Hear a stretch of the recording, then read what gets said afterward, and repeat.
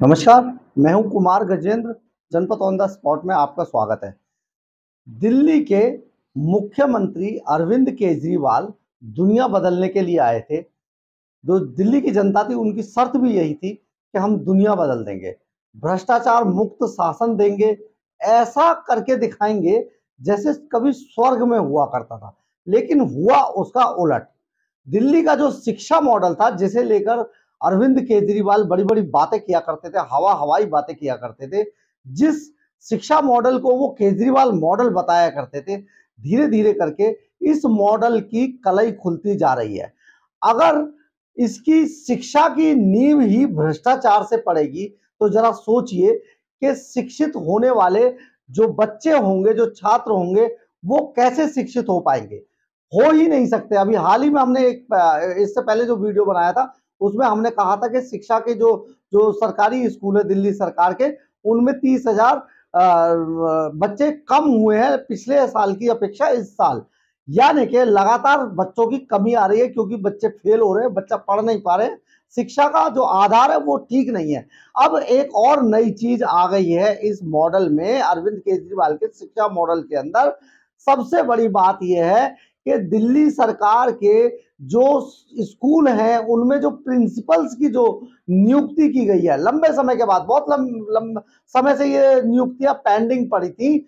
ये प्रिंसिपल की जो नियुक्ति थी वो उसमें भारी घोटाला हुआ है। यानी कि दिल्ली सरकार के स्कूलों में जो प्रिंसिपल नियुक्ति किए गए हैं उसमें भारी घोटाला किया गया है।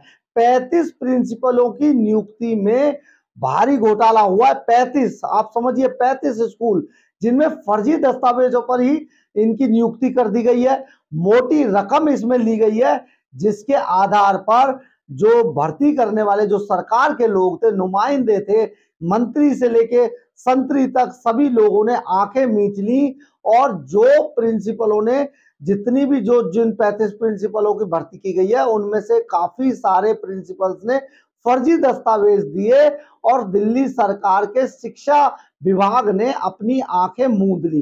ये जो आंखें मूंदी, ये सारी बातें बहुत बड़े लेवल पे हुई हैं। यानी कि आप समझिए, दिल्ली सरकार के अंदर पैसा दीजिए किसी भी डिपार्टमेंट के अंदर, यानी मंत्री को, मंत्री के लोगों को, और भर्ती करा लीजिए, चाहे वो हलवाई हो, चपरासी हो, झाड़ू लगाने वाला हो, पोछा करने वाला हो, किसी को भी आप भर्ती करा लीजिए। शिक्षा विभाग को इससे कोई लेना देना नहीं है, चाहे वो उस लायक हो, उस सीट के लायक या ना हो। यानी कि पैसा सब कुछ है। ये सारी चीजें अब दिल्ली सरकार के अंदर एक एक करके दिखाई दे रही हैं, सुनाई दे रही है, क्योंकि इनसे अब धीरे धीरे पर्दा हटता जा रहा है। तो ये सारी, ये अब ये जो पूरा खुलासा हुआ, ये आखिर खुलासा हुआ कैसे? ये के प्रिंसिपलों के नियुक्ति में भारी जो विसंगतियां हैं वो पाई गई हैं और गलत तरीके से सारी नियुक्तियां कर दी है। दरअसल हुआ ये कि दिल्ली हाई कोर्ट के अंदर प्रिंसिपलों की नियुक्ति को लेके एक याचिका लगाई गई थी। इस याचिका में ये PIL थी, यानी कि जनहित याचिका। और इस जनहित याचिका में मांग की गई थी कि जो 35 प्रिंसिपलों की नियुक्ति की गई है सरकारी स्कूलों में, उनमें भारी घोटाला हुआ है, बड़ा घोटाला हुआ है। और इसमें जो प्रिंसिपल के लिए जो बनाए गए कायदे कानून है उनकी अनदेखी की गई है। याचिका में मांग की गई थी कि प्रिंसिपलों की नियुक्ति जो है वो पूरी तरीके से गलत है और इसकी जांच की जानी चाहिए, इस पर रोक लगाई जानी चाहिए और इस पर जांच की जानी चाहिए, ताकि इन कुर्सियों पर, क्योंकि प्रिंसिपल एक बहुत बड़ा पद होता है, उसके ऊपर पूरे स्कूल की शिक्षा की जिम्मेदारी होती है, इसलिए इस पूरी नियुक्तियों को फिर से जांच कर फिर से इसको रिवाइव किया जाना चाहिए। ये मांग जनहित याचिका में की गई थी। इसके बाद दिल्ली हाई कोर्ट में जब ये याचिका लगाई तो शिक्षा विभाग में और दिल्ली गवर्नमेंट के अंदर हंगामा मच गया। आपको याद होगा, दिल्ली सरकार में पहले जो हमारे, जिसके लिए केजरीवाल कहा करते थे भारत रत्न जिनको मिलना चाहिए था, वो थे मनीष सिसोदिया। और मनीष सिसोदिया के बाद अब आतिशी मार्लेनो जो है इस इस पद को, मतलब शिक्षा मंत्री के पद को संभाल रही हैं और वो अपने आप को बड़ी पाक साफ बताती हैं। अब समझिए कि जब उनके कार्यकाल में ये प्रिंसिपल भर्ती घोटाला हुआ है तो आप समझिए कि कितनी काबिल मंत्री हो सकती हैं। यानी कि अब वो बिल्कुल इस पे चुप्पी साधे और दिल्ली सरकार का कोई भी आदमी इस बात पे बोलने को राजी नहीं है। ये बड़ी बात है। तो दिल्ली सरकार में जो शिक्षा विभाग ने जो जिन प्रिंसिपलों के जो वहां पे भर्ती किया गया था 3500 को, उनकी जो सर्टिफिकेट दिए गए थे उन सर्टिफिकेटों को ठीक से जांचा ही नहीं और ऊपर से जो पर्ची आ गई उसका सिलेक्शन प्रिंसिपल के लिए हो गया। ये एक बड़ी बात थी और इसे लेकर नवेंदु चैरिटेबल ट्रस्ट के जो वकील थे उन्होंने दिल्ली हाई कोर्ट में ये कहा कि इन्हें आरोपी बनाने के लिए उन्हें कुछ समय चाहिए। इसके बाद जस्टिस सतीश चंद्र शर्मा और संजीव नरूला की बेंच ने उनको थोड़ा सा समय दिया है।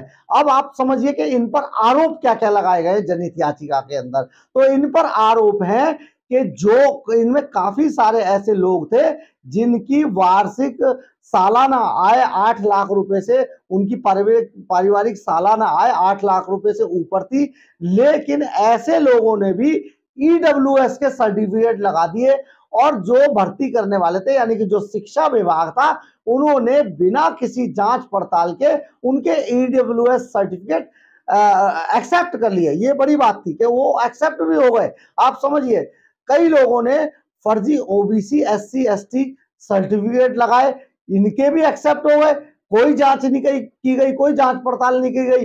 कई लोगों ने तो ऐसा किया, कई प्रिंसिपलों ने तो, जो हमारे सूत्र बताते हैं, जो जनहित याचिका में कहा गया है कि फर्जी एक्सपीरियंस सर्टिफिकेट भी लगा दिए। तो साहब ने ये सर्टिफिकेट भी एक्सेप्ट कर लिए और जो इसके लिए सचमुच योग्य उम्मीदवार थे, आप देखिए घोटाले का बोलबाला किस तरीके से है कि जो इन पदों के लिए सचमुच योग्य उम्मीदवार थे उनको पूरी तरीके से खारिज कर दिया गया। यानी कि इस उम्मीदवारी से उन प्रिंसिपलों को बाहर कर दिया गया, ऐसे लोगों को। ये एक बड़ा मामला है दिल्ली सरकार के अंदर और इस तरीके से जो जो घोटाला हुआ है, बताया ये भी जाता है बहुत मोटी रकम ली गई है इन 35 प्रिंसिपलों को भर्ती करने के लिए, क्योंकि ये काफी लंबे समय से ये पद खाली थे और इनकी जगह पर जो वाइस प्रिंसिपल थे वही काम देख रहे थे। यहाँ पर प्रिंसिपल की भर्ती के लिए बाकायदा एक प्रोसेस बनाया जाता था, लेकिन सभी जब से अरविंद केजरीवाल सरकार आई है सारे के सारे जो प्रोसेस हैं उनको रद्दी की टोकरी में डाल दिया गया है और अधिकारियों को, जो हमारे सूत्र बताते हैं, अधिकारियों को सीधे सीधे एक पर्ची आती है कि भैया इस आदमी को भर्ती कर लिया जाए, यानी कि इसका माल खजाने तक पहुंच चुका है। यानी कि साहब का जो जो आप कहें तो जो शीश महल है वहां पर वो पूरी अपना पर्ची पहुंच गई है, माल पहुंच गया है और इस आदमी को प्रिंसिपल नियुक्त कर लिया जाए या इस आदमी को ये अधिकारी नियुक्त कर लिया जाए। ये मामला बहुत समय से चल रहा है। यही कारण है कि अरविंद केजरीवाल ट्रांसफर पोस्टिंग पर अपना कब्जा चाहते हैं ताकि उनके इस तरीके के जो घोटाले हैं इन सब घोटालों पे पर्दा पड़ा रहे और जब तक वो शासन कर रहे हैं ये सारी चीजें निकलकर बाहर नहीं आए।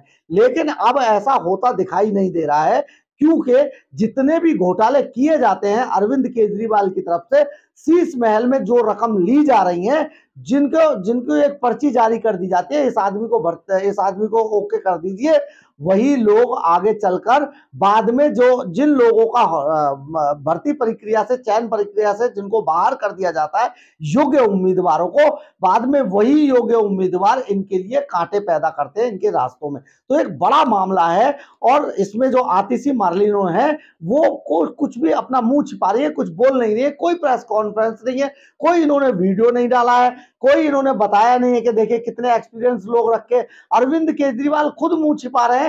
तो नहीं तो वो इतनी जल्दी वीडियो डालते हैं किसी भी बात में, इतनी तेजी से अपनी बातें बोलते हैं, सिर्फ वो बोलते हैं। उनके अपने चंपू पत्रकार बना के जो फर्जी पत्रकार वहां पर खड़े कर दिए जाते हैं वो सिर्फ सुनते हैं और केजरीवाल सिर्फ बोलते हैं। ऐसा ही हाल आतिशी मार्लिनो का है, क्योंकि वो अपने आप को मनीष सिसोदिया के कद के बराबर दिखाना चाहती हैं, तो लगातार वो इधर उधर छटपटाती रहती हैं। लेकिन क्योंकि उनके उनके कार्यकाल में इस तरीके के घोटाले हुए हैं, तो आखिर जवाब तो खुद अरविंद केजरीवाल या आतिशी मार्लिनो को ही देना होगा।